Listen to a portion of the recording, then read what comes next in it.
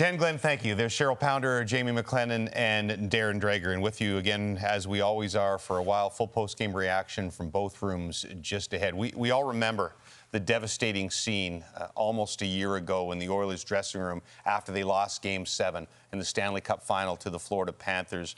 Tears everywhere. And Zach Hyman stood up and said this. Hey, there's nothing that's going to make this feel better. You have nothing we say. But I know we're going to be back. I know it. I know we're going to be back to it. I know it in my heart.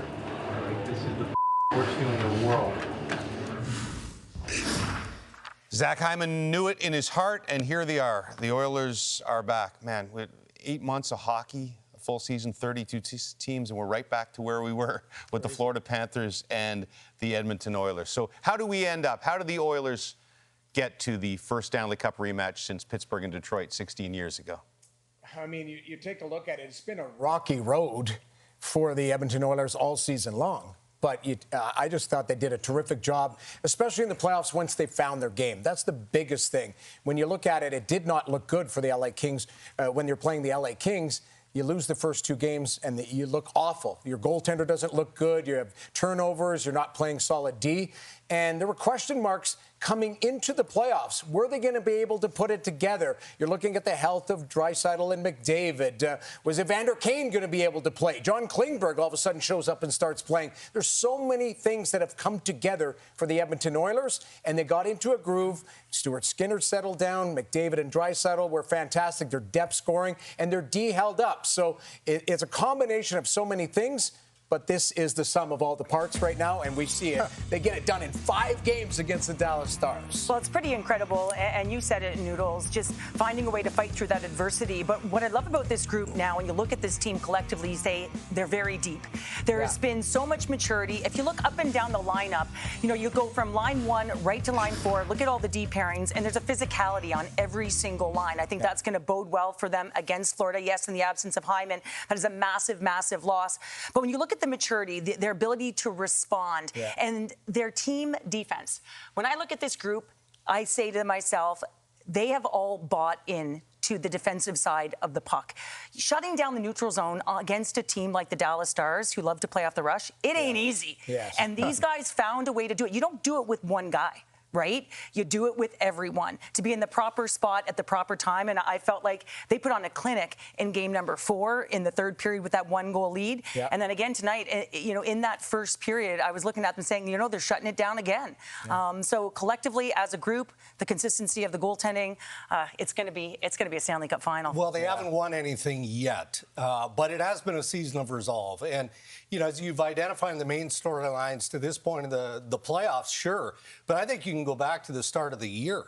I mean, based on everything that didn't go the Oilers' way, starting with the offer sheet debacle with the St. Louis Blues, then there's questions, okay, well, they're not fast enough. Stan Bowman is going to have to do something to inject some speed into the lineup. We've talked about the defense. Well, their defense is fine. And all year long, even at the trade deadline, we still wanted to question Stu Skinner and Cal Pickard. The same tandem, by the way, that went to the Stanley Cup final a year ago. So maybe we have to stop asking those questions. Yeah, we'll get to Skinner in just a second. By the way, you saw McDavid touching the trophy, and he said afterwards, we didn't touch it last year, we lose. Of course, Florida didn't touch it and won, and so they didn't touch it again.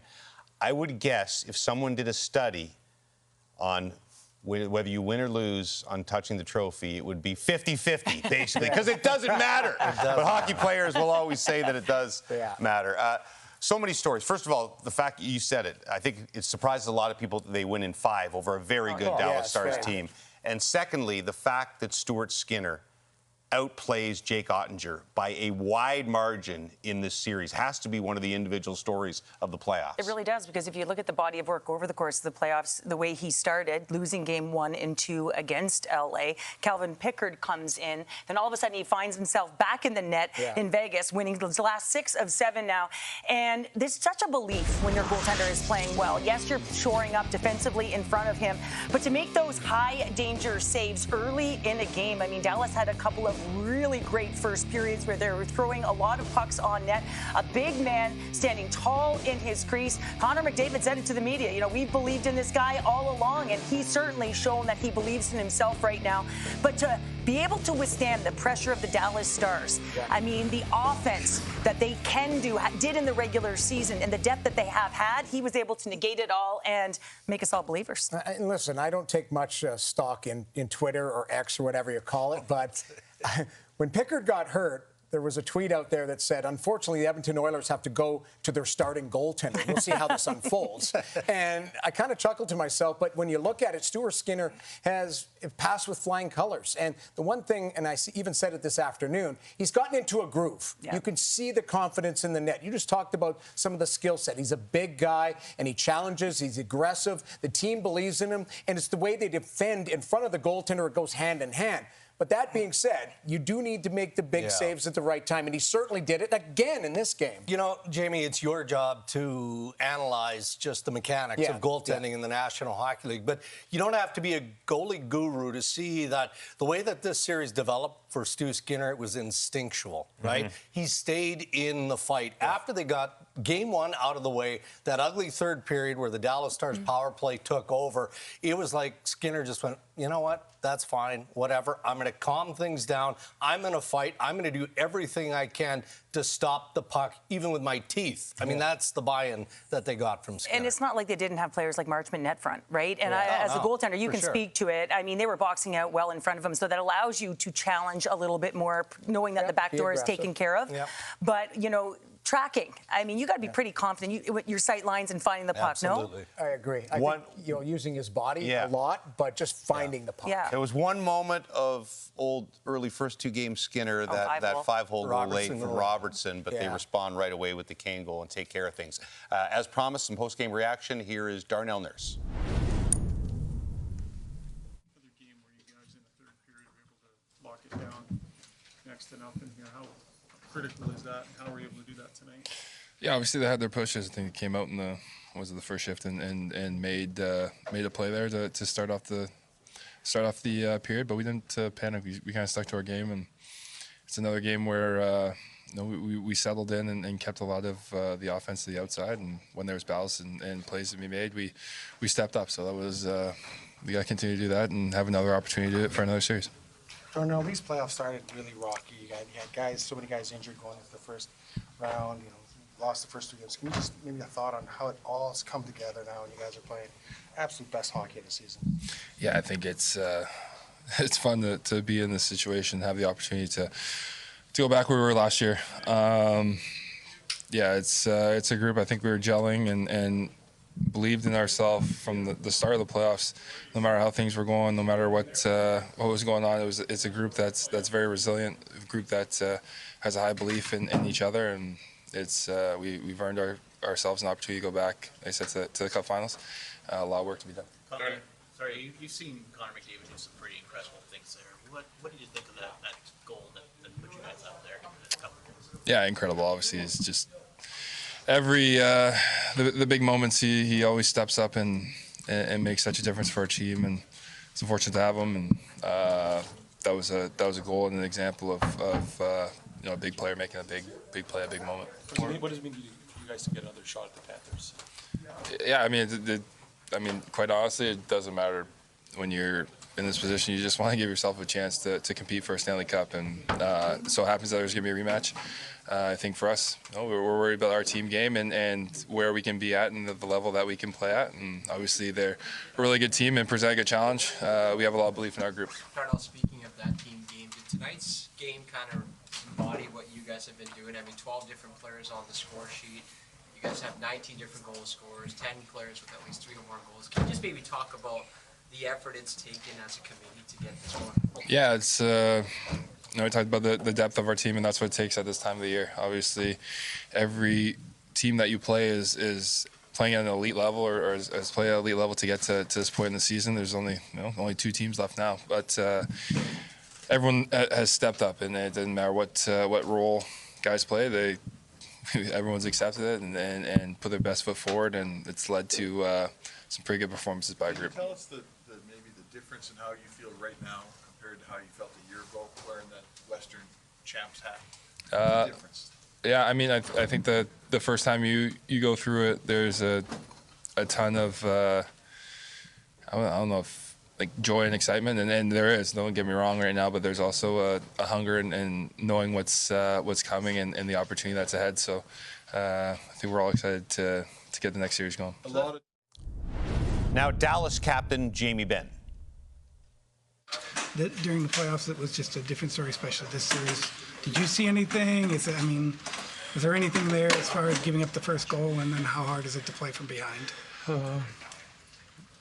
Obviously, we didn't want to do that. They had a good PP, it took advantage. And they're our team to come back from. We had some good pushes there, but it seemed like they responded every time we scored. We've seen statistically, it's just really hard to play from behind. And you guys did push in a lot of these games, but percentages say that if you give up that first goal, it's going to be hard. It's a lot easier playing with the lead. It just didn't happen tonight.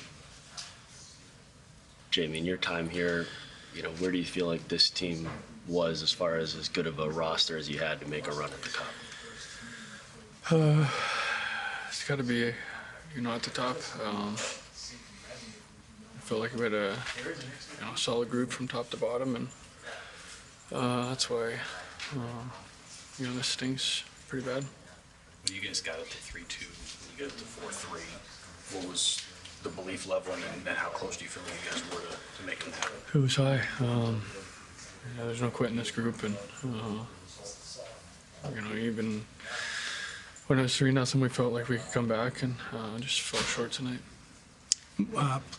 Man, he's been through a lot of those in his career. Yeah. Really good hockey teams who've come close, but not close enough. And this one is the Oilers advanced to the Stanley Cup Final. And I think the moment that everybody's going to be talking about in Dallas for the next couple of days is Pete DeBoer's decision to pull Jake Oettinger after 2 goals on the first 2 shots of the game. What did you think of it in the moment it happened? What do you think of it now, knowing the outcome of the game and what happened the rest of the way? Well, big picture, obviously, there'd probably be something to deal with as far as making sure Oettinger is happy heading into next season. But I didn't mind the pull, but I thought it was going to be a 1 or 2 shift pull, and you put him right back in. Sometimes you do look to jar the momentum. So they scored 2 goals on 2 shots. I wouldn't lay blame on Jake Oettinger or any of the goals, but you are looking for something to maybe settle the guys down. So after this goal, no problem. You call a timeout, you start screaming at the team, but you pull the goalie. So I would have no problem with it. You pull the goalie, you start screaming at the team and say, everybody in here, wake up. Jake, you go right to the goaltender and say, you're going right back in, 2 minutes from now, 4 minutes from now. That wasn't the case. So now it's a situation where Casey DeSmith stays in the game. They get back into it kind of at 3-1. So, yes, there'll be lots of question marks. I didn't mind the pull, but I thought he should have gone right back in 2 or 3 shifts later. I don't think that anyone is openly questioning the decision by a very experienced coach, Peter DeBoer. I reached out to a couple of experienced coaches, and they were surprised at the timing of it. You're talking about a world-class goaltender in Jake Oettinger. Now, in fairness, as you said earlier, the expectation was the challenge for Stuart Skinner was to be as good as Jake Oettinger. And as the series went on, it flipped, right? And then it was Oettinger having to match what Stuart Skinner was doing for the Edmonton Oilers. I think it was more jarring because of how animated Peter DeBoer was. But I don't think that was entirely directed at Jake Oettinger. To your point, Noodles, I think that was just a message to the rest of the group. Right. I'm pulling him, but I'm trying to get something going, and the rest of that is on you guys. Yeah, I would agree with that because, both goals were on point-blank chances as well, right? And so the team wasn't playing in front of him. The only thing that really does surprise me in it, I think it was an early pull, and I know, you're fighting for your life in the game, but when you look at Casey DeSmith's body work, he hadn't played in over a month, right? And he came in relief of Oettinger on April 26th. And yes, you have to make those adjustments quick, and sometimes you wind up the hero and sometimes not, but you have to make the decision. And we'll never know if he'd put him back in, we'll never know. But keep in mind, he's a clear-cut 2. This isn't a tandem situation. That's what I'm saying, Oettinger is the number 1. So if that's Hellebuck and they're going to Comrie, you're going right back to Hellebuck situation. That's why I had no problem with the pull. And you want to yell at everybody and say, this guy is feeling the brunt of it. But you give him an opportunity to get back in the fight. He didn't get that opportunity. That was my only problem. Did you ever think that he might have started the second? I thought so. I thought that he might have started the second. They pushed back into it, but then, you know, it didn't happen. I thought it was too far gone. You got to do it right away, or then you've lost him, because now he's sitting in a ball cap and beside our buddy Ray Ferraro. And who knows what Ray said to him. Right. By the way, we'll get an explanation from Pete DeBoer when he gets to the podium in a few minutes' time. For now, we'll hear from Cory Perry. Cory, another performance where your team is able to completely lock down a third period and not allow much against a team that's fighting for its life. This quality that you have, how critical is it going to be moving forward here? Well, that's what I was talking about, the maturity of our group and knowing how to lock down, take control, and just be present in the moment and know what's at stake. You know, we didn't get too sideways, and the crowd got into it. They got some pushes, but at the end of the day, we found a way to make sure and be professional and be very mature. Think about the way your team started these playoffs with a couple of losses, a disjointed lineup, guys that hadn't played together, injured players. When you think back to how you felt after that second loss and the outlook and where you sit right now, or even a veteran like you, kind of surprised you guys were able to turn it to the extent that you did?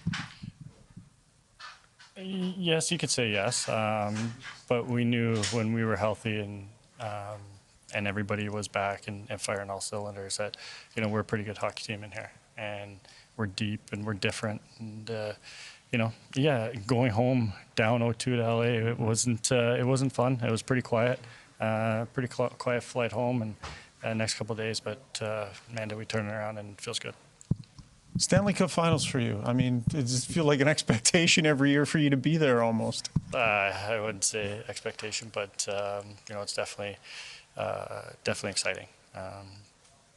I've been part of some pretty good teams and pretty good runs, and there's one job left. I want to ask you if you think you're better than last year's team. You guys almost won it, but is there a quality this team has that's maybe a little bit different that you think will serve you?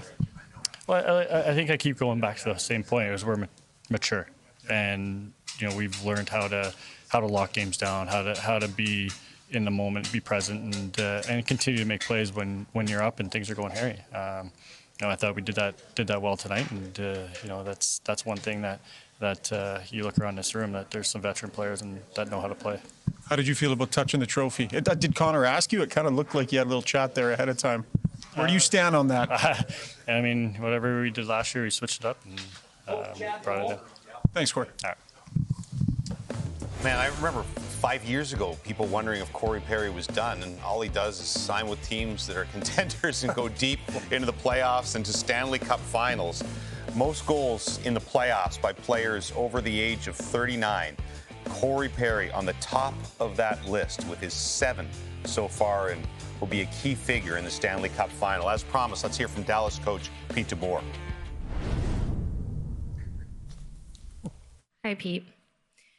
That was a probably difficult decision to pull Jake after those first 2 goals. Can you kind of just talk us through the reasoning behind it and what your messaging to the team was when you called that timeout?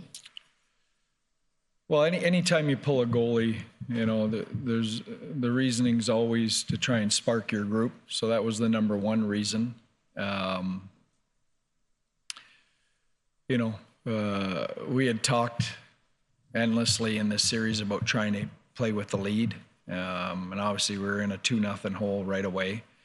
And you know what? I didn't take that lightly, and I didn't blame it all on Jake. But the reality is if you go back to last year's playoffs, he's lost 6 to 7 games to Edmonton, and we gave up 2 shots on 2 goals in an elimination game. So, it was partly to spark our team and wake them up, and partly, knowing that, status quo had not been working, and that's a pretty big sample size. Left side, second row, Tim.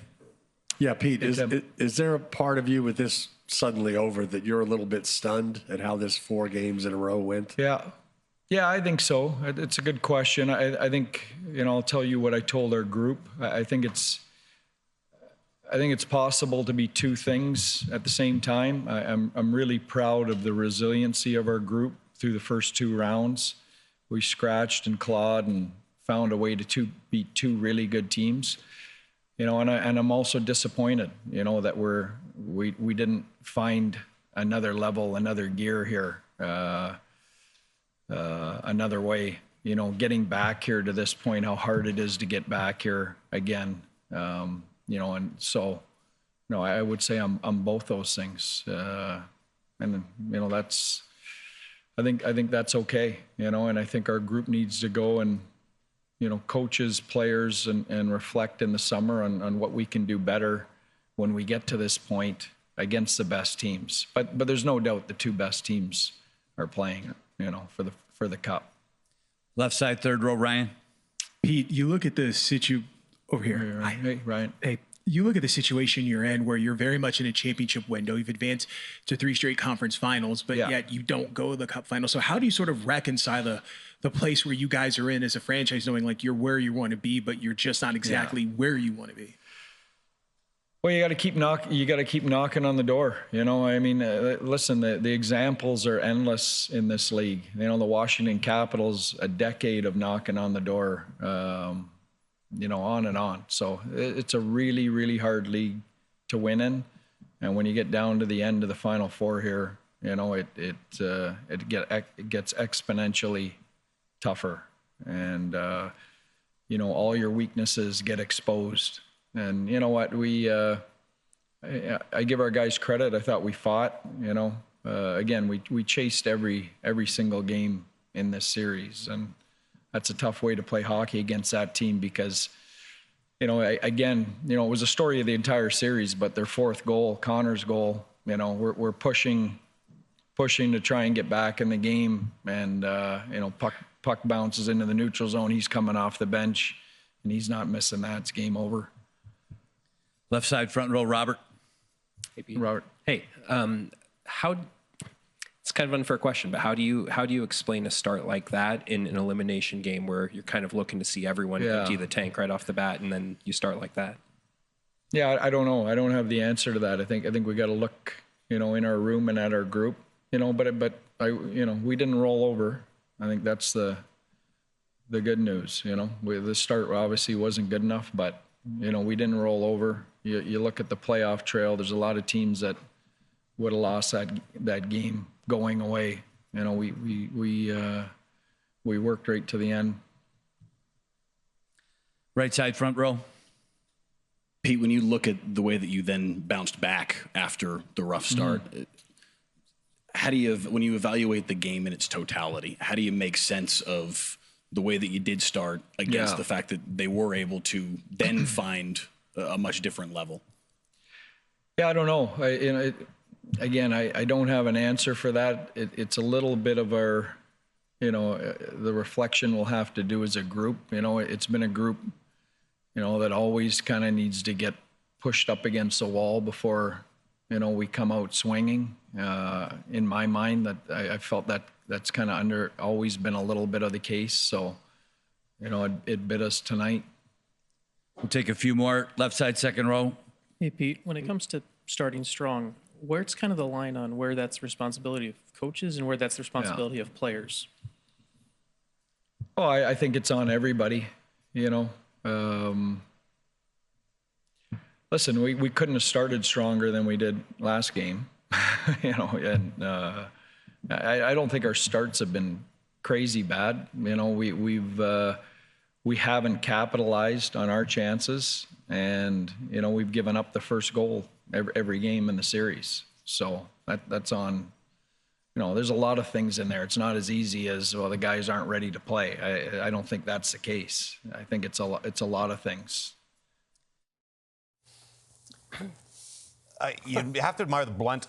Oh, he didn't back down at all. Of Pete DeBoer, particularly when talking about Oettinger and his decision to pull him, where you'd think now your team's been eliminated and you're already thinking about the relationship, and next season and so on, that you'd be saying, as he started to say that this was to get the team fired up, but then he went on to stay. The guy's lost 6 of 7 to Edmonton. He's given up 2 goals and 2 shots. It's a big enough sample size.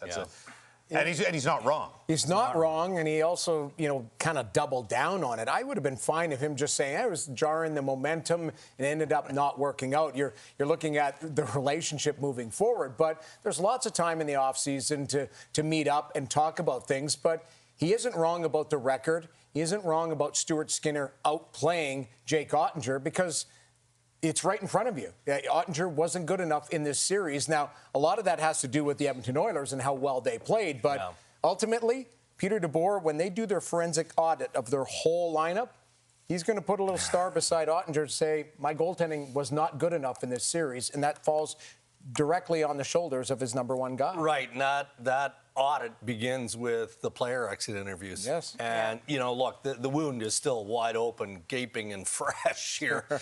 So it's going to take a few days for everything to settle in. But, if you're Jake Oettinger, I think there's got to be a little pushback to what you heard from your veteran head coach. I don't begrudge Pete DeBoer for being as candid and as open to the media, to all of us, as he was, because he made the decision in the heat of the moment to try and spark his group, and unfortunately it didn't work. But you can look around that room and find some other targets as well. Well, a lot of other targets, right? Depth scoring has been the big factor for them throughout this entire series. But you're right, to be a great coach, you've got to be bold as well, and you've got to make those tough decisions in that moment. But then you also got to live with those decisions as well.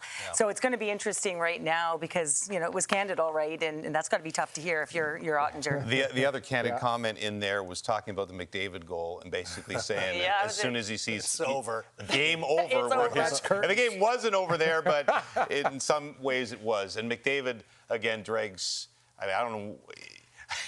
Ray Ferraro was on the call for ESPN and ABC, and I think his words were, as soon as McDavid got the puck, oh boy. Because you knew exactly where it was going to end up. You did, and you reminded us of the Zach Hyman clip from, the Oilers getting eliminated by the Florida Panthers in Game 7 last year. And we all saw the videos, of course, of Connor, trying to spark his group prior to that. But I do believe that history does matter, and the experience of being in that moment then is a factor in why this team is going back to the Stanley Cup Final. The resolve, I used that word earlier, of Connor McDavid is 100% there. He gets them rolling. Gets the primary assist on the Perry power play goal to start the game. And as Peter DeBoer said, as soon as this puck goes in the net on the breakaway to make it 4-2, it's effectively game, set, and match. And you got the sense, even though the game continued to drift along, hey, if Dallas would have found a way to nibble closer, even it up, it felt like there was yet one more big McDavid moment, just based on how he was playing. And I think the history is starting to show us how determined he is. Regardless of what's going on, it seems like 97 will have an answer.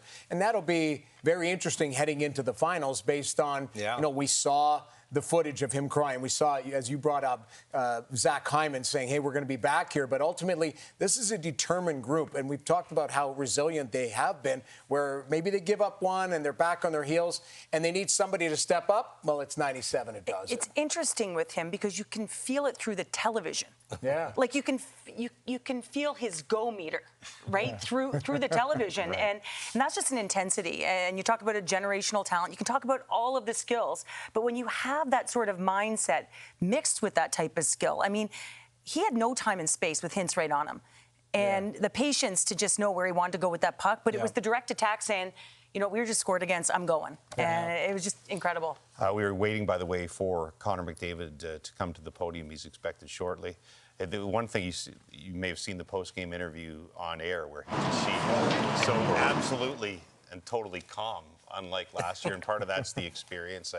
It just feels like a more business-like approach. Leon Draisaitl will join him in mere moments. But it wasn't just the McDavid goal. The Oilers' ability to respond in that building, whenever the Stars scored and got within one, and you thought, oh, here they come, the Oilers were able to come right back. And they're doing it without Hyman, without Brown, and then now all of a sudden you've got Ekholm back in the lineup. So You know, you heard Cory Perry talk about a maturity to this group. Well, there is a maturity to this group, and if you want to win, you have to be able to respond and bring the energy back in your favor. So if you see the Hintz goal, it's going to come on the power play, right? So now all of a sudden it's 3-2, and you can get real tight, right? All of a sudden you can get real tight stick, and you can be on your heels. But that's not what happens after this block. It's going to be Connor McDavid that says, yeah, I'm just going to take it. And I know that I've got Hintz right on my tail, left and right. I'm going to read the stick, have the patience to bury that puck. But then again, it's going to be Robertson who comes back, and he scores a goal. And then this is going to be one. I mean, Kane's going to throw it net front, but you got to get in. You got to get in off the rush, and you got to hold the puck. He puts it to the net. Yes, they get a favorable bounce, but it's about the timeliness. And when you believe in your group, I mean, if you're ahead, if you're behind, and you know that you'll respond, that's just a winning formula. Consistent game. That's really what it is. You play consistent, you give up a goal. And listen, it wasn't a great goal against Stuart Skinner. It was a moldy goal. And what happens, Kane comes and scores a moldy goal at the other end. Yeah. It's a little bit of give and take, but they're a resilient group. Again, fine that they did Oilers fully worthy of the victory. Dallas did have a disproportionate share of goals going off themselves and bad bounces in that series. Let's hear from Connor McDavid and Leon Draisaitl. I'll start with Leon. You know, it's ironic you two guys are up here, but it was a team. Both goalies got 6 wins. You've used 9 defensemen. You got 14 forwards now that have scored. You got 11 guys with 3 or more goals. Just a thought on the amount of depth and how many good players you have that contributed to you guys going on this 12-2 run last 14 games. Yeah, I mean, that's what's been winning us hockey games, and you need that this time of year. We knew we were going to need everybody.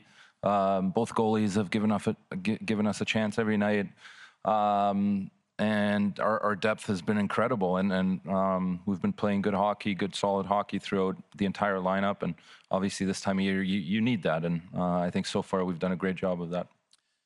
Right side front row, Mark. Connor, we all know how last season ended. Why do you think this is the team to make this season end differently?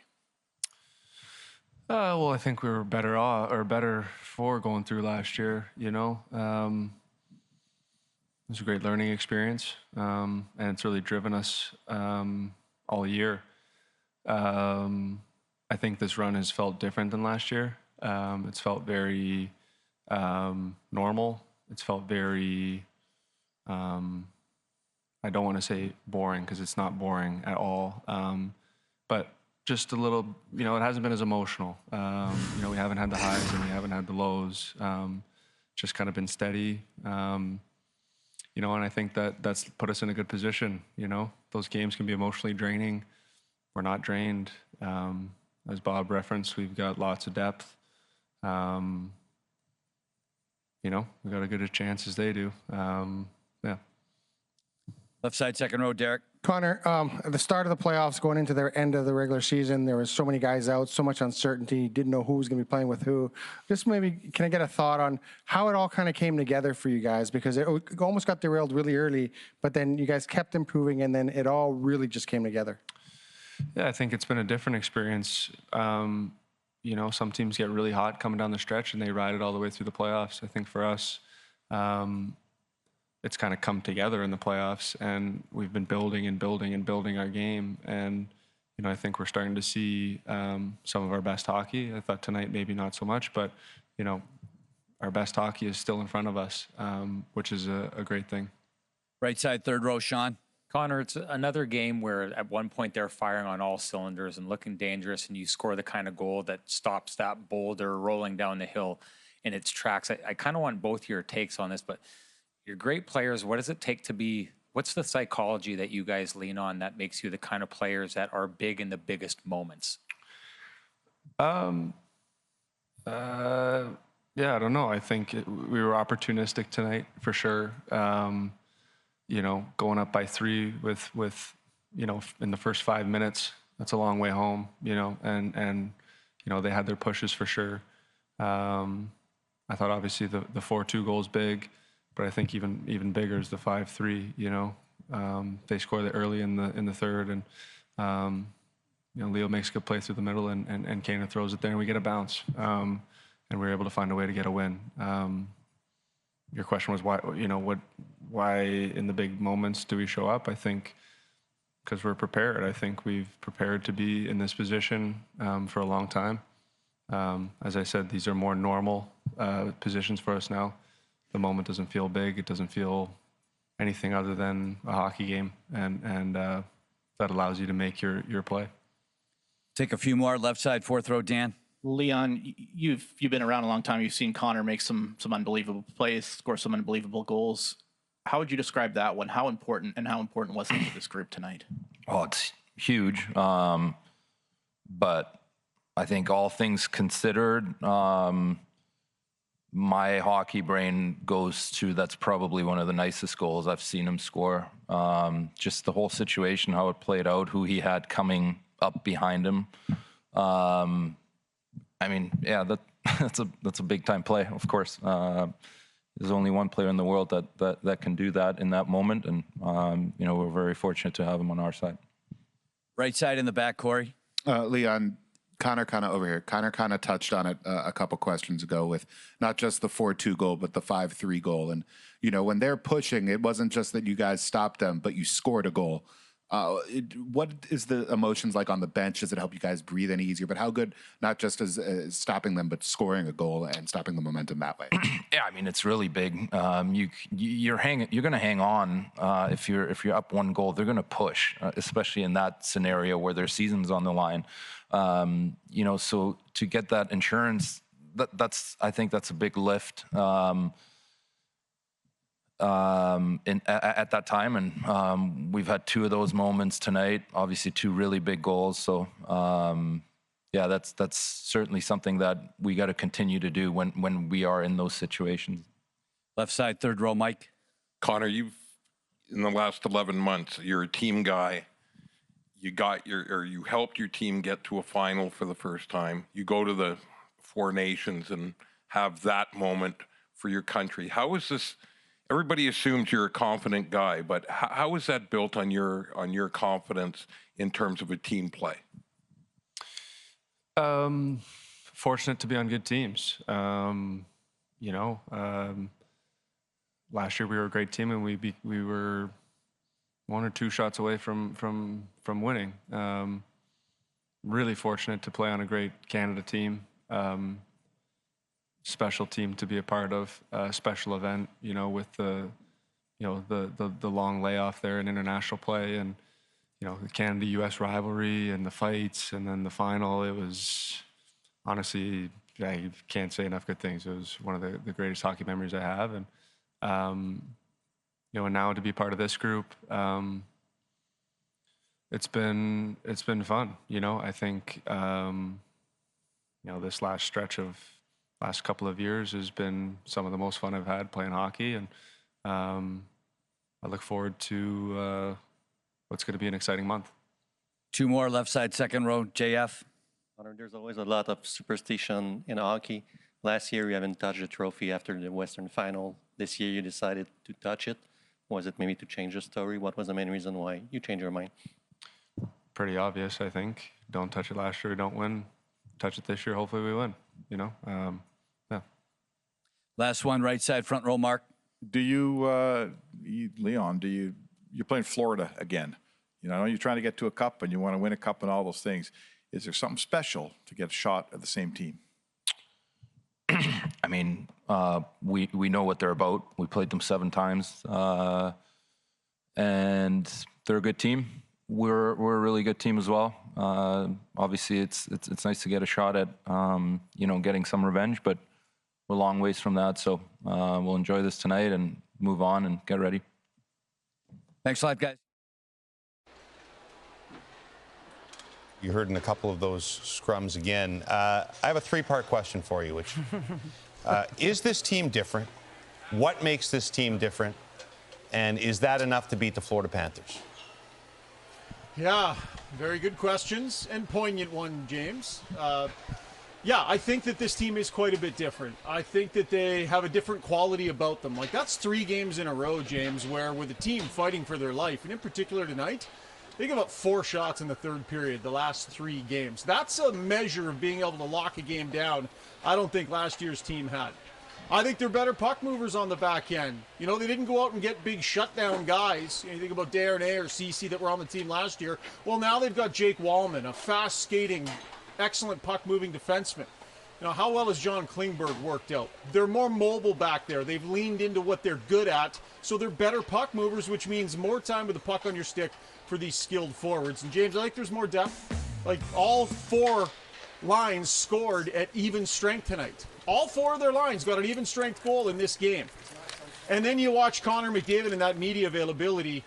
I mean, that's as much as he's opened up and shared his feelings and his thoughts. How calm and measured was he there? There was no nervousness. There was no nervous energy. So I think they're different in a lot of ways from lessons learned, James. All right, that is Ryan Rishaug. The coach is now at the podium, Monsieur Knoblauch.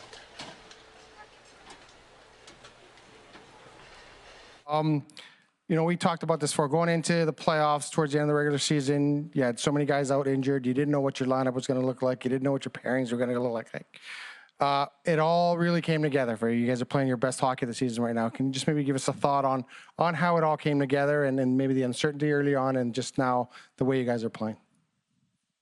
I think we spent 7 months getting ready for this playoff run. Like, I think it was on our minds since we lost that last game, and it was a long, tough summer and training camp, regular season. It was just kind of punching our card, showing up, wanting the playoffs, just having another opportunity. And we started the playoffs against a really good team, LA. They are a good team, and they won the first 2, but we're coming. There's a lot of uncertainty. A lot of guys coming back from injuries. Kane hadn't played. Frederick was coming off a long injury. So many guys were just kind of getting together, and we didn't have much time to gel. We needed to figure it out really soon, and a lot of everyone did. Everyone stepped up at different times. Whether it was Calvin Pickard coming in and winning some important games for us early on in the LA series and the Vegas. Stu coming in, picking up where we expected him to play at. Even Jeff Skinner tonight coming up and scoring a goal after not being in the lineup for so long. We've got a lot of guys who've contributed, which really feels good. Right side, third row, Sean. Another example tonight of Connor scoring the kind of goal where he imposes his will and turns the momentum sharply at the most opportune time. Sports history is filled with really great players who maybe can't find it in the moment. I'm interested in your take on the psychology of a player like Connor, that he seems to so consistently find it in the right moment. I don't think I could answer that question. What I see from Connor is just, and Leon for that matter, there's 2 superstars. Not only are they maybe the best 2 players in the regular season year after year, but they even elevate their game in the playoffs, which is harder to do because obviously the playoffs are tighter checking, less scoring. You're playing against better teams every single night. And they just really enjoy it. And I'm not sure exactly how some guys do it. Obviously, there's a competitive aspect of it. There's the aspect of not, having confidence in yourself that you can get it done. And then obviously you have to be a very good player to everything line up. But, tonight was obviously a good example. Dallas had that push, made it a 3-2, and then he can have an opportunity. There's just a chance for him to get that puck, go to the net, and score that big goal. And, it alleviates a lot of that pressure at that time. So, I've seen Connor do it numerous times last year in the playoffs, and before I was coaching this, watching him on TV. It's really remarkable how him and Leon have really elevated their game in this time. Left side, third row, Mike. To Sean's point, when you're in Erie and he's a 15-year-old kid, really shy, but he's doing stuff, maybe the entire world doesn't see it, but he was doing things like that as a 15-year-old kid. Can you just talk about, what it was like to see him answer those big moments then and how he's progressed to do it 12 years later? Well, we only won about 18 or 19 games that year, so there wasn't many big moments. But I do remember when he was 17, his last year, and we had a series against Sault Ste. Marie, and we were hearing about Sault Ste. Marie was the best team in the last 10 or 15 years. And Connor set a record for most points in a series, and I think he had about 23 points in a 6-game series, and he was phenomenal. Like, Sault Ste. Marie had a really good team, and you know, he definitely helped carry our team into that final. You know, I got a little taste of it. I saw it when he was young, but obviously that's junior hockey. That's not the NHL. But I've been able to see him do that here in the NHL. We'll take a few more. Left side, fourth row, Dan. Kris, Darnell Nurse was kind of saying that, you know, there's not much to celebrate yet. McDavid's talking about how this run is more normal. Do you feel that? Do you feel like this run is a bit more normal, and perhaps, given all it's happened, that maybe the best is yet to come? We should definitely be proud of what we've accomplished. We should feel happy about what's gone on. And obviously we've, on our mind hasn't been just to be the best team out of the West. You know, all summer we weren't thinking about that. We were thinking about the ultimate prize. And I think the only thing, the fact that it is normal is the fact that we were there last year. But to say it's normal because of, you know, how competitive the NHL is, and to do that, you know, credit to Florida, who've done it 3 times, and, you know, for us to go back to back that's quite a feat. So I think it's normal as just the fact that we've seen it, we know what to expect, but we also feel pretty happy about what's going on. Right side in the back, Cory. Hey, Kris, it wasn't just really tonight. You got the 4-2 goal and the 5-3 goal when they were pushing, but it really seemed like every time Dallas got right there, you guys not only held, but scored and kind of changed the momentum that way. How big was that, and how important were those 4-2 goals and the 5-3 goal tonight too? A lot of credit for our players. Like, I'm talking about how mature they are and how they handle adversity. And, you know, we got a chance to close out a series, and Dallas is pushing. You know, Dallas is a good team, and they weren't just going to go away. But, you know, a lot of credit to our guys. It was 3-2. Dallas is pushing, but the composure on the bench, they stuck with it. They knew what to do, and they played the right way. We had some really good chances. You know, I felt early in the second period to go up 4-0. It didn't work out, and now a couple minutes later, it's 3-2. But I said before, this is a mature group. They're older. They've seen a lot of playoff hockey. They know what they need to do to get it done. And, you know, I liked how we played throughout the game. We'll take 2 more. Their mature group that's been around a while. That guy's only been in the league a year and a half, and he's off to his 2nd Stanley Cup final, which is impressive.